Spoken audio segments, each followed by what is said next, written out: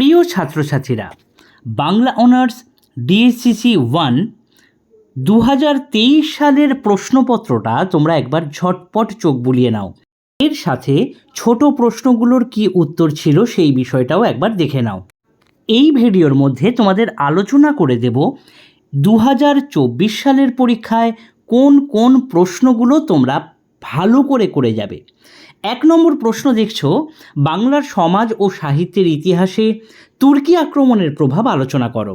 এবং এর সাথেই এসেছিল শ্রীকৃষ্ণ কীর্তন কাব্যের রচনাকাল ও বিষয়বস্তু সংক্ষিপ্ত পরিচয় দিয়ে বাংলা সাহিত্যের ইতিহাসে কাব্যটির অভিনবত্ব আলোচনা করো।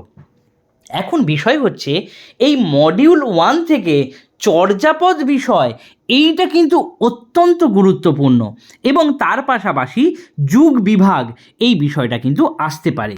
এরপর আসি মডিউল 2 থেকে বৈষ্ণব পদাবলী সাহিত্যে বিদ্যাপতির কবি প্রতিভার পরিচয় দাও এবং খ শ্রী চৈতন্য চরিতামৃত শুধু চৈতন্যদেবের জীবন কথা নয়, তা গৌড়ীয় বৈষ্ণব দর্শনের এক অসাধারণ নিদর্শন আলোচনা করো।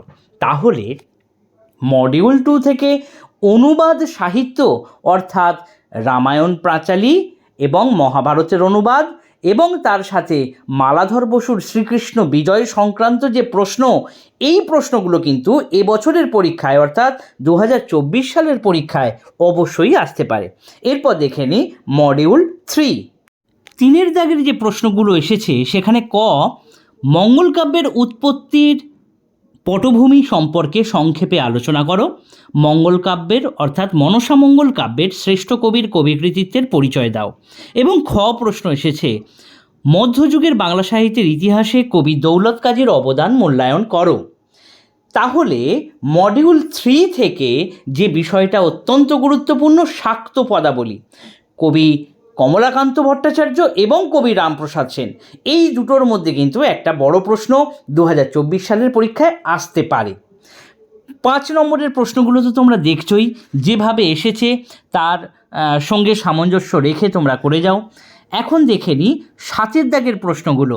আমি আলাদা ভিডিও করে দিয়েছি এবং সেই ভিডিওর মধ্যে প্রত্যেকটি সাল ধরে আমি তার ছোট প্রশ্নগুলোর উত্তর করে দিয়েছি।